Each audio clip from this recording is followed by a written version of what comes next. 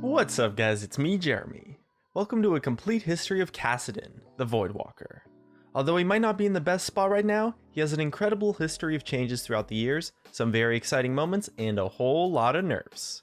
If you enjoy the video, don't forget to hit that like button, and if you don't enjoy the video, please click the dislike, and if this video hits 15,000 ratings, I'll make another champion history. Anyways, let's get started. There's a place between dimensions known as the Void, filled with unspeakable things. And although most knowledge of the Void has been lost, there are many who have unwittingly gazed into the beyond, unable to turn away. Kassadin was once a man forced to look upon the Void, and was forever changed by what he saw. Initially a seeker of forbidden knowledge, he sought out the Void and discovered that it was something else entirely. He's one of very few men to have entered to the lost city of Acathia and lived to tell the tale. But within the city he found secrets that threatened to consume him forever, so in order to survive he let the Void inside of him, and miraculously he was able to overcome the alien urges and emerged as the Voidwalker. Now he protects Valoran from the terrors of the Void in hopes that no one further will be consumed by the darkness. Hope you guys enjoyed that little lore segment, and the actual history begins during the very early phases of League of Legends, where a character known as Kassadin began development as a part of the original group of 40 champions that League of Legends started with. Headed by Ezreal, the designer who worked on champions such as Ahri, Aurelia, and Nocturne, and voiced by Adam Harrington. Not unlike a lot of the other original 40 champions, Kassadin's design took heavy inspiration from a hero from Defense of the Ancients, the first ever MOBA, known as the Anti-Mage, who was a hyper-mobile anti-caster hero that involved blinking around, damaging people based on their mana pools, and using powerful anti-magic shields. Although Kassadin and the Anti-Mage have somewhat different gameplay, they have fairly similar concepts, and there's no doubt that Kassadin at least took some inspiration from what was a pretty interesting hero from Defense of the Ancients. Upon his completion on August 7th, 2009, Kassadin was released as the 29th champion in League of Legends, after Veigar and right before Gangplank and Taric. Although the overall power level of champions in the beta was generally quite higher than it is today, he was without a doubt overpowered on release, as a dominant anti-mage champion who brought insane mobility and some awesome burst damage to the table, as well as a targeted silence on his Q and the ability to steal mana on hit using his W. Riftwalk also had a huge range and could be cast while rooted, and a cooldown of 3 seconds, and his Force Pulse only took 4 abilities to charge up, not to mention the higher AP ratios and base damage overall across the board, with his passive giving him bonus attack speed as well when taking damage from abilities. And, well, it wasn't too hard to figure out his strength, and then the patch immediately following his release, which was only 5 days later, he received a hefty nerf to his ultimate, increasing the cooldown, mana cost, and the time frame for stacking additional casts. But he was still pretty crazy after that, and so on the next patch again he received a nerf, and again on the next patch after that. So in under 30 days from his release, Kassadin had already been nerfed 3 times. This put him at an okay spot for a bit of time, but in the early phases of League, the game was a lot different. Mobility was non-existent in most champions, which gave Kassadin a massive advantage over almost everyone, and along with the fact that he became the prime counterpick to mages, this paved the way for him to become a dominant champion. In early Season 1, his Force Pulse was finally nerfed, and although he had a huge mobility advantage over most champions at the time, the meta was to play an 80 carry in the mid lane, and an attack damage auto attack based champion is actually a little bit hard to lane against as Kassadin. So although he had a reasonably strong kit, he actually wasn't that popular until about a year and a half later when Season 1 was just starting. And on patch 96, we saw the first removal of utility from his kit, and making his W no longer steal % maximum mana from the target, but simply just restore mana on hit instead. Stealing mana from someone was a pretty crazy mechanic, and with the removal came another dip in popularity for our anti-mage friend, as it was regarded as a huge blow. Later on patch 99, he actually received his first buff, but immediately in the next patch after we saw another case of removal of his utility, as Riftwalk could no longer be cast while rooted. But I think we can all agree that was a pretty fair change. Kassadin received another series of buffs and nerfs that ultimately resulted in his W being reworked. Because the rest of his kit did less damage, the fact that his W just provided armor penetration started to shine through as a really strange element of a champion with mostly AP scaling, so it was changed to deal magic damage and also scale with AP. However, time proved that the damage values were actually still pretty small, as Kassadin struggled to succeed in the awkward Season 1 meta that didn't exactly favor him. So on patch 125, he received a pretty significant buff to his Force Pulse with a minor nerf on Null Sphere to shift some power off of his Q. With the beginning of Season 2 came the massive meta shift that would solidify the current League of Legends meta, and although Kassadin was already played in the mid lane due to his mobility and roaming, this is where we finally started to see his matchups in lane improve by a little bit. Eventually we saw a decent nerf to Rift Walk, increasing his cooldown by 1 second, and for a dozen patches afterwards he was in an alright spot, until his Rift Walk and Netherblade received significant AP ratio buffs in order to buff his late game. And now we head into the beginning of Season 3, where to kick off the new year, Expect on Fnatic makes one of the most historic plays of all time. Let's take a moment to listen in.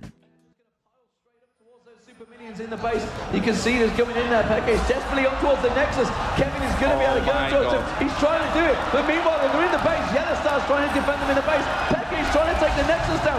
Is anyone going to be able to deal with this one? Catches him with another axe. He's very low on that. They're pushing on the Nexus to his Peke's back to it. I do not believe it. Man, I remember watching that happen live, and it really was so insane. One of the most exciting plays I've ever seen throughout my time watching League of Legends for sure. But outside of that incredible play, the first half of Season 3 would go on to be reasonably uneventful for Kassadin, as he received pretty much no changes. However, the introduction of Crystalline Flask and shifting around of the starting items in the preseason helped him out quite a lot, as it made it easier for him to survive the early game, so he was a pretty decent champion in Season 3 and saw some competitive play here and there while he became a popular ban/pick for lower rankings of play. Later into the season, on patch 3.13, he received a pretty major change that focused on increasing his risk versus his reward, making him less tanky but increasing the damage and utility on Rift Walk. This change also included a pretty decent buff to his early game silence, which would go on to prove to be quite costly, as this is the major change that boosted Kassadin into his insane level of dominance. The buff was intended to be a power neutral change that caused a little bit of a shift in his playstyle, but the silence buff improved his early game a ton, and the ultimate changes ended up just being a flat out buff because the mana refund was super impactful, while the removal of magic resistance was barely relevant at all. Before this change, he was already a pretty strong champion that saw some competitive play, but after this change he exploded into one of the most ridiculous cases of a champion we've ever seen. As Season 3 wrapped up, we saw Kassadin hit an 80% ban rate in solo queue, and as things continued a little bit into Season 4, we saw that number of his ban rate hit an insane 95%. And combined with this pick rate, we had a champion that was being banned or picked in 99.5% of games in solo queue, and maintained around the same level of popularity in competitive play.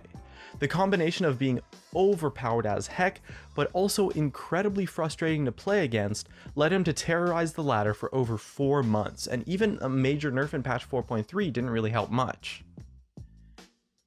On patch 4.4, he finally received his major rework, with the goal to make him less frustrating to play against, more risk versus reward based, and overall just more balanced, removing his silence, nerfing his passive, nerfing his damage across the board, and changing his W a little bit, increasing the mana cost on his ultimate, and generally overall just trying to be a massive nerf to Kassadin.